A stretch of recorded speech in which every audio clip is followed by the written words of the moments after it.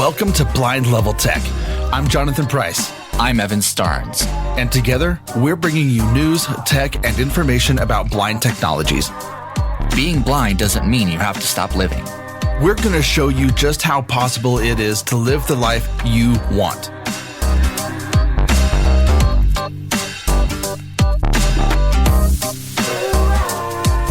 Squad? Yeah. Well, whatever. Love you, Squadcast, but watch it. Watch it. I put in a request for them to do like a producer role where you can control different people's volumes and you can control basically their system almost. With as much privacy and security as you can, but be able to mute and unmute people, especially for sessions. And we'll see what happens. Yeah, that would be nice. I'm surprised you can't adjust people's levels because it's kind of hard to be like, hey, your microphone's not very good. Can you maybe turn it up? Or your levels are quiet. Right.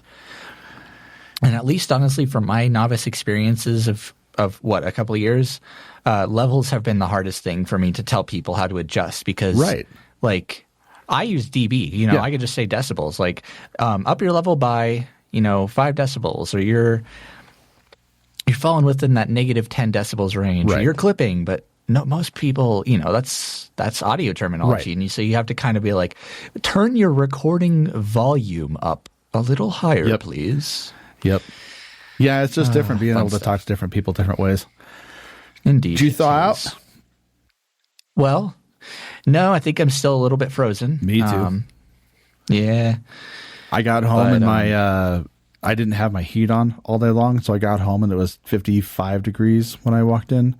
So it was warmer than it was outside. So it still felt warm, but it's still cold. Oh my gosh. For those of you who don't know, Denver, Colorado is currently in a middle of a winter blast, and I think the high today was 30 or 20s, high 20s, low 30s. Something. But it's going to get really cold in the next couple of days. And I know that for some of the people living up north in like Montana, Michigan, Minnesota, Canada, it's a lot colder. Yeah. But, like you guys are dealing with like the negatives. That's just normal. Yeah. So yeah. And so, we're still, if the sun is out, we're still pretty close to shorts and t-shirt weather, even when it's in the 30s, because we're so stinking close to the sun. And it's not uncommon that if you come out to Colorado, you are going to see some Yahoo in shorts and a hoodie, probably wearing flip-flops.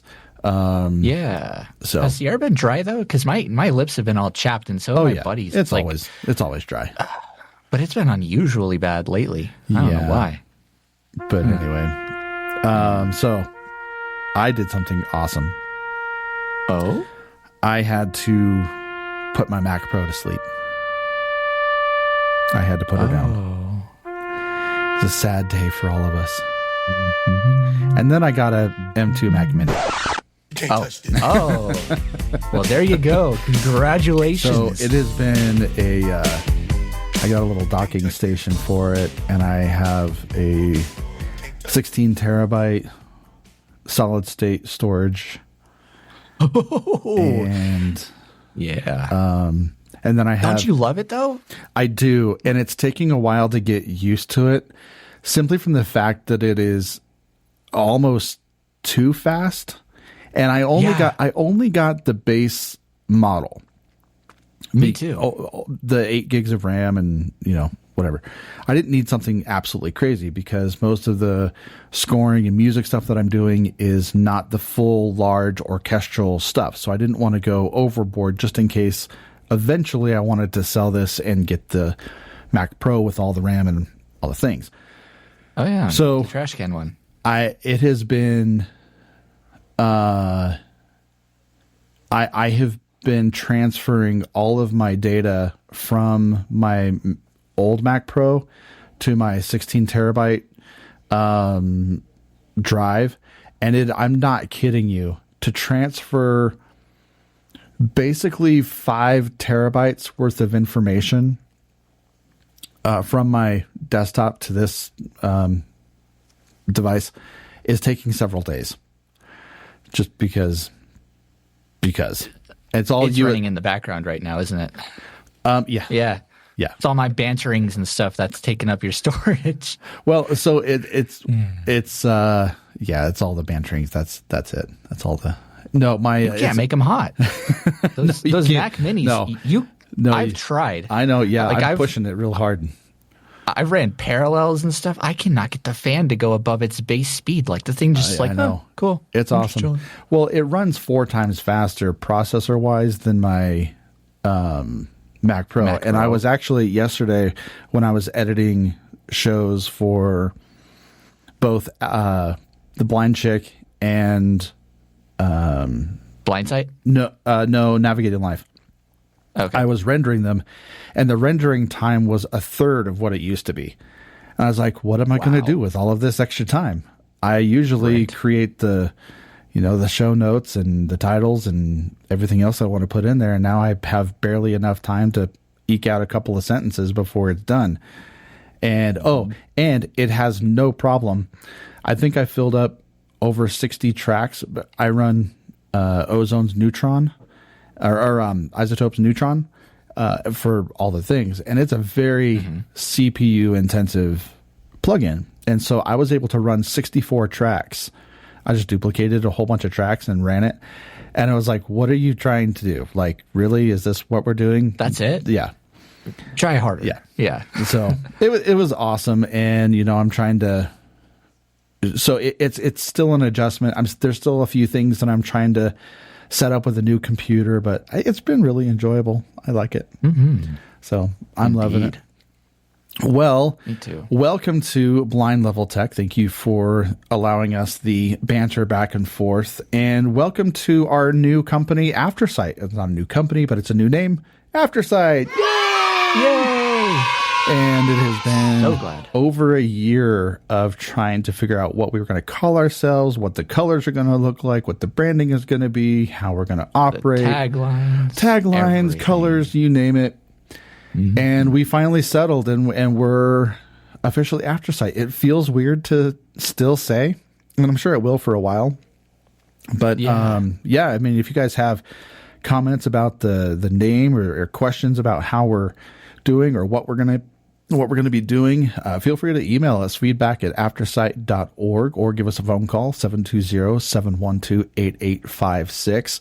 And if you're listening on Spotify, Evan, I don't know if you know this or not, but if you listen on Spotify, it's in the show notes as well, but we always put the link for transcripts. If you want a transcript of our show or any of our other shows, you can find that in the show description.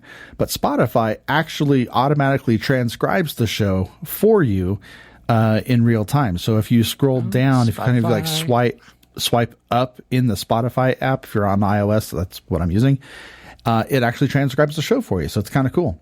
I noticed that a couple of weeks ago. So that was a fun little surprise. So, yeah, it's where the lyrics normally show up if you're listening to a music. Yeah, so voiceover users would swipe up with 3 fingers, and it should just reveal the transcription. I will have to try that as I am a premium subscriber. Yeah, it's pretty awesome. They also added chapters, too, so if you want to be boring and skip parts of the show. And how we have and so in the show notes as well, you can actually click on the chapter titles, and it'll switch you right to that thing that you want to hear. So if you want to skip the bantering, super cool. If you want to skip all the bantering that we do at the beginning of the show and just want to get into the show, you are more than welcome to do that. But before we get into the show, I actually need to tell you guys to subscribe, like, comment, share this with all your friends and family, because we are quickly taking the blind technology and accessible technology area by storm, and it's been fantastic. So thank you to everybody who has listened to this show. And we had, as a company, Aftersight, actually had over 32,000 downloads last year between the 4 original podcasts that we produce. And so we're so thankful and grateful for that. Please keep it coming. Please keep sharing. Speaking of sharing, Evan, Kelvin sent us this message. Hey. So good to see you, even though I can't see you, Jonathan and Evan. It's another beautiful day in the neighborhood. And yes, it's Kelvin Crosby, the deafblind potter, also the maker of the See Me Cane. And yes, I am making mugs and heart bowls this year.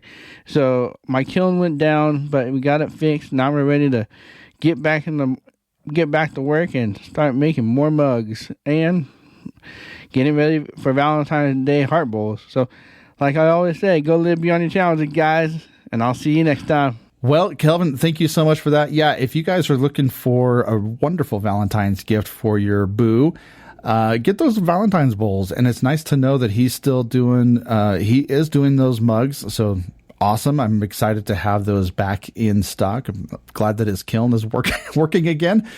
So, Kelvin, thanks for that update. And if you guys do have, I'm going to repeat the phone number, because if you have questions and you want to get your name or your voice on the show and ask us a question, we actually have several in the queue. So, put those in 720-712-8856.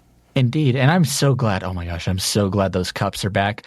I've only got one for now, but it'll definitely fill up the new cupboards at my new place. For sure. Which would be pretty exciting. I love those mugs. They're just so fantastic. And big. And if you're a coffee drinker like myself, you need a gargantuous cup. See, I tried to do the gargantuan cups, and then I just I don't know, it's almost too much. And so I need to kind of simmer down on the coffee intake just a little bit. But the level of craftsmanship that goes into this pottery is it's spot on. Yeah, it looks incredible. Spot on. Spot on. So speaking of putting things in cupboards, Evan, you had a pretty eventful weekend. Tell us what you did. Oh man, I sure did have an eventful weekend. Totally not at all what I expected it to be. So yes, as for those who have heard, I kind of found a place, and it's honestly a huge step for me, because yeah, I went from comfortably living nice and easy at my grandparents' to boom, I got my own place, got to pay the rent, the bills, and take care of myself. Yep. And yeah, it's a leap and a bound and a jump and skip and hop, whatever you want to call it. Oh yeah.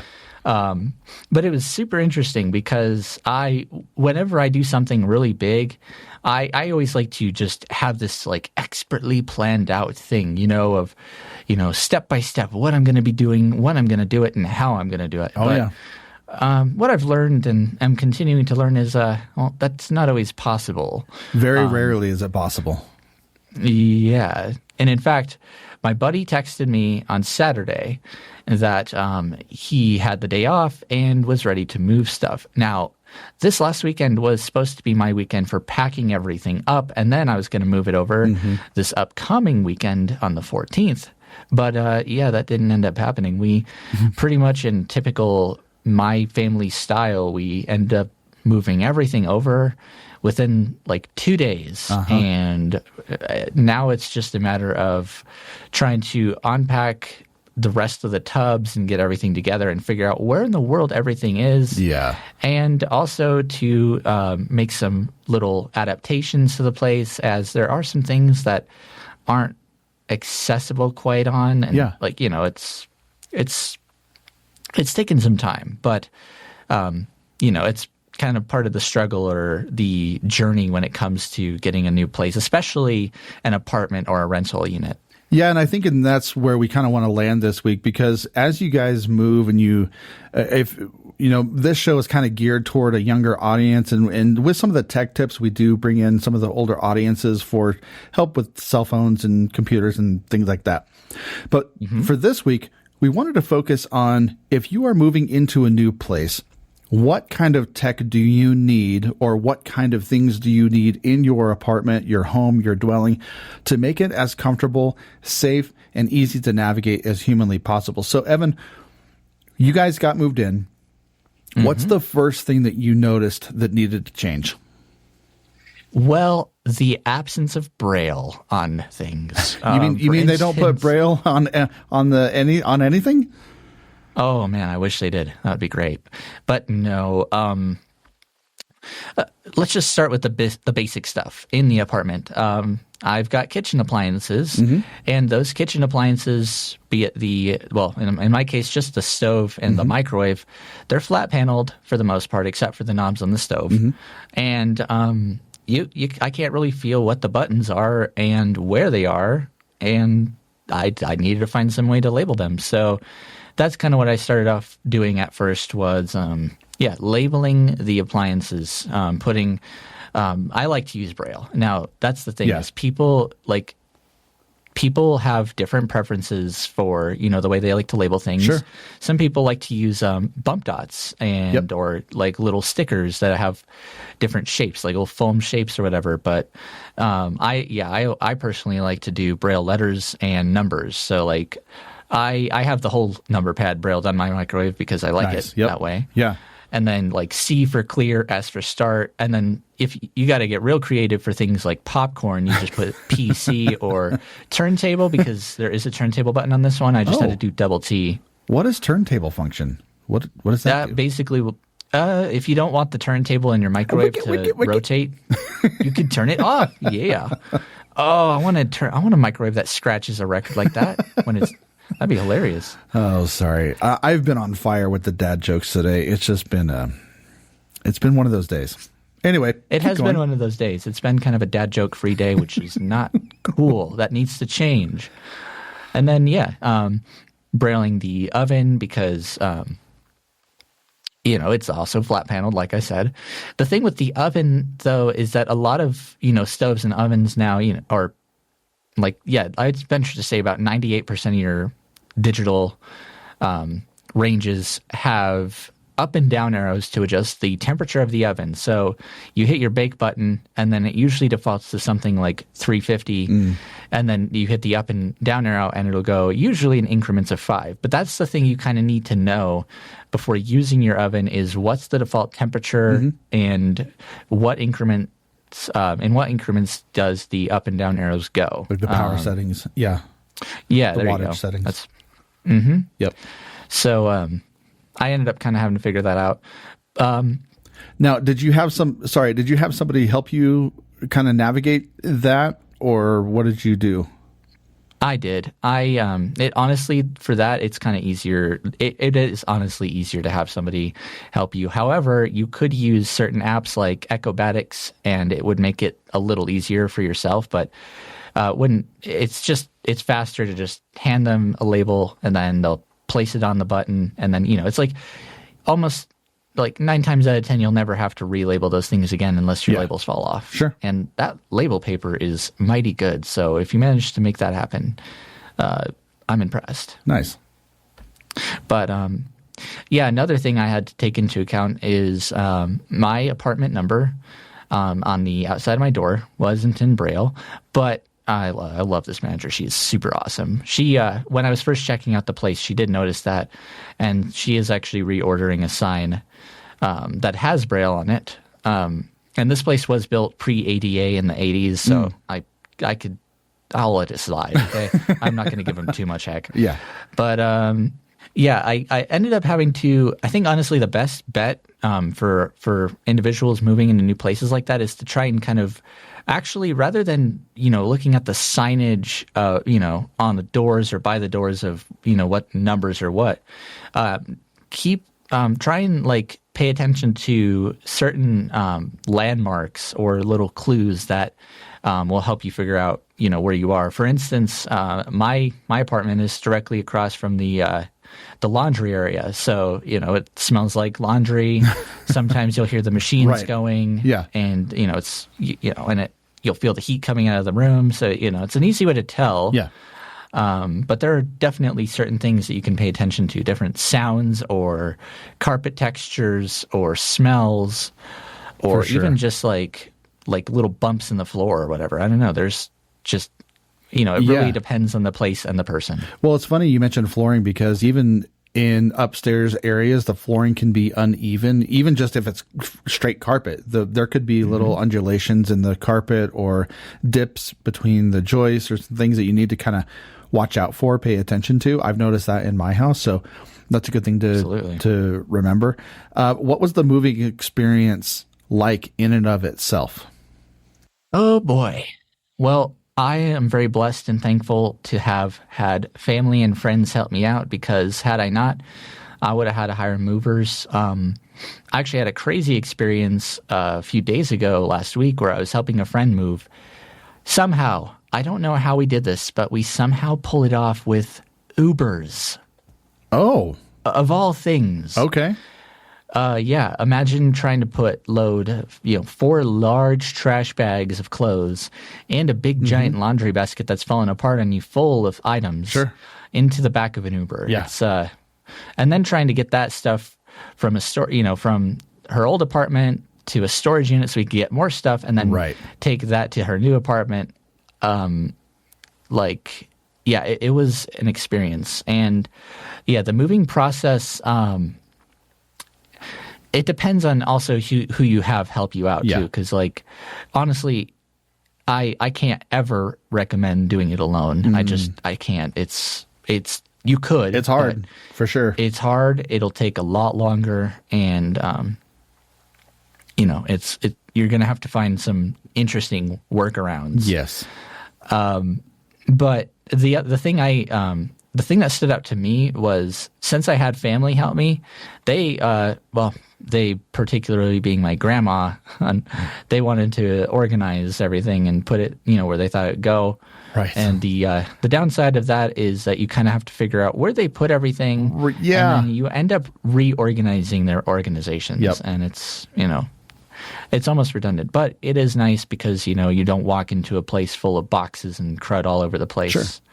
So it is convenient. I will say one of my favorite things to do when I get into a new place is I have specific things that I like to set up first, like my Apple TV, my TV itself, sound equipment, my studio, like those kinds of things. Then I feel like I can do all of the other stuff later. What was the first thing that you set up or that you unpacked or put together when you got to your new place? My router for my internet. That's a good one. Because you need internet. Yeah. Honestly, nowadays to do a lot of things. Yeah. Unfortunately, I have T-Mobile internet, so it was just a little cellular thing. It looks like a little cylinder. You plug it into your wall, and it fires right up. And then all of the devices you brought with you will connect to. It's the same Wi-Fi network. Yeah. So all I had to do was find a good place for it, get a good connection, plug it in, and I was rolling. That's awesome. What has been, I guess, the most eye-opening thing once you got into your new apartment?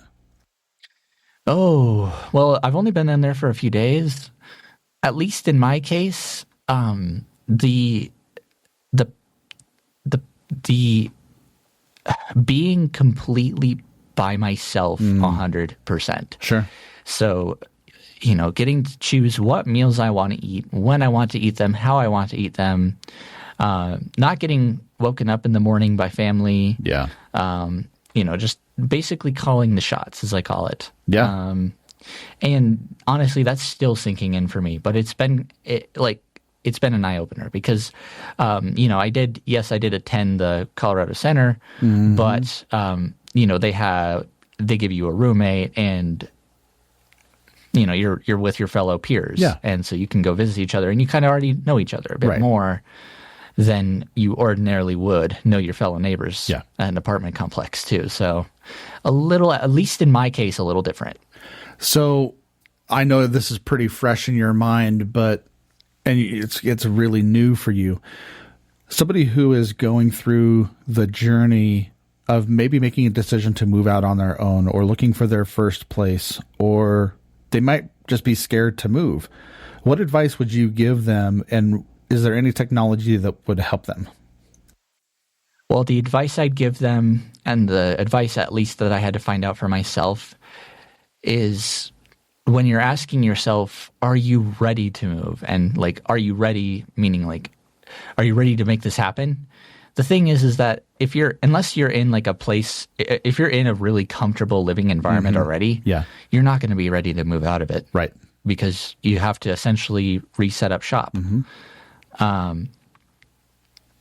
So it's kind of one of those things that you really have to just bite that bullet and just take the plunge, if you will, and fill out the application. And honestly, that's the thing, is you're filling out an application. You're not signing your life away. You're not putting any money down.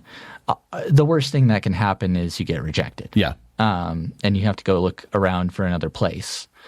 And I think technology-wise, some devices, well, not even devices, but technology that has helped me move, honestly, it's nothing special at all. I had a Zillow search. Okay. And that's the thing. Actually, that's the thing I'd really highly recommend to folks looking for new places. If you haven't already, get apps like, Zillow, or I'm brain farting right now. I don't know the names of the other apps out there. I know there's a couple other apps that'll help you find like Home Finder, Trulia, Zillow Rentals, things like that. Yeah, there's quite a few of them. Absolutely. And the nice thing about, at least in my case specifically, Zillow, but yeah, I'm sure a lot of these apps have this functionality baked in as well, is that you can really dial down what you are looking for. In my case, I was specifically looking for a 1-bedroom apartment in a good area of Colorado at a price that I could afford. Yeah. And in some cases, the places that you're looking for are going to be buried. So be prepared also to do a lot of digging. It's not going to just, pop up out of nowhere. Yeah. I mean, this place kind of did. It was Yeah, I think your situation was also a little unique, but you don't actually have to go with apartment complexes, or you can find a family who's renting out a basement or a loft or something like that. There are people who are renting, all over the place, and it's just a matter of trying to figure out where and who the best fit is. Just like they're interviewing you for their rental, you're also interviewing the landlord. Is the landlord going to let you have pets or barbecue grills or anything like that you really want? And it behooves you to do your research on the landlord or the property management company, just because they may say on their site or something that you can do something, but in the fine print, they'll say, well, you can have a dog, but it can only be the size of a teacup, or, exactly. You just want to make sure that you are interviewing your landlord and your property management. Now, if you're buying a house, that's a little bit different. That's a whole other can of worms that we won't get into today. But, okay. Now, you talked a little bit about setting up your house and your kitchen. And kitchen always, you make food and you make sandwiches. So, Evan, I think you're going to have to come up with the sandwich of the week. So, what are you going to make? Well, I'm going to make a pretty basic sandwich this week. It's going to be a sub sandwich. It's going to have turkey, pepper jack cheese, because pepper jack's my favorite, yellow mustard, and lettuce, because I like healthy vegetables. Okay. If I can get them. That's a nice little simple sandwich. Yeah, so nice and basic. Over the weekend, I had this amazing, it was a sliced pork sandwich with this peach chipotle sauce. So it was like, oh my goodness. It was so good. It was so good. A little bit of red onion and some cabbage. And it was delectable. It was just. It sounds healthy in a way too. Especially with the cabbage. Yeah, sure. We'll say it's got benefits. Oh my gosh. It's got nutritional benefits. You could say the same thing about a cookie. It's got dairy, and if you put some other things in it, I'm sure you could classify it as if you put some meat between it, you could call it a sandwich and call it healthy. You got all your, you have your grain, your sugars. Dinner and dessert. Yeah, there you go. All in one. Yeah. Anyway, well, it's been awesome talking with you. What do you want our audience to take away from this week? Well, I feel like we've just barely tapped the surface here of for sure. Getting a new place. It's kind of one of those things where no one's experience will ever be the same. Yeah. And you kind of just, I personally, for right now, I'm figuring everything out on the way. Yeah. Along the way, because, well, for instance, I forgot to forward my Excel Energy startup service confirmation to the manager. Oops. And if you don't do that, you're going to get charged $150 on your rent. And that's the thing too. Apparently, before we wrap this up, I do also want to draw attention to rent and paying rent. Yeah. Our apartment complex uses a little system called Folio, which is pretty accessible. It's got some little goofy things here and there, but it's usable. But keep tabs on how rent is paid, because I'm sure there are some complexes out there that still require somehow like a paper check, and they don't have an online option out there. So really, that kind of goes into the whole like research the complex and research the company behind the complex. Yep, for sure. Indeed. So yeah, that's pretty much my thing. So however, that being said, if you do have, questions or comments or concerns, that's what we're here for on BLT. Yeah, again, and if you have any questions, email us, feedback oh, good grief. Email us at aftersight.org or give us a phone call, 720-712-8856. And I cannot talk nearly as fast as some of those voiceovers, but yeah, it's very... we love having the comments. And actually, next week, we got a phone call in from a listener who is asking about vacuums. So we're going to be talking about household appliances next week. So that'll be a lot of fun. All right. For Evan Starr and the entire Aftersight family, my name is Jonathan Price. Thank you for tuning in. And Evan, don't forget to plug in your devices.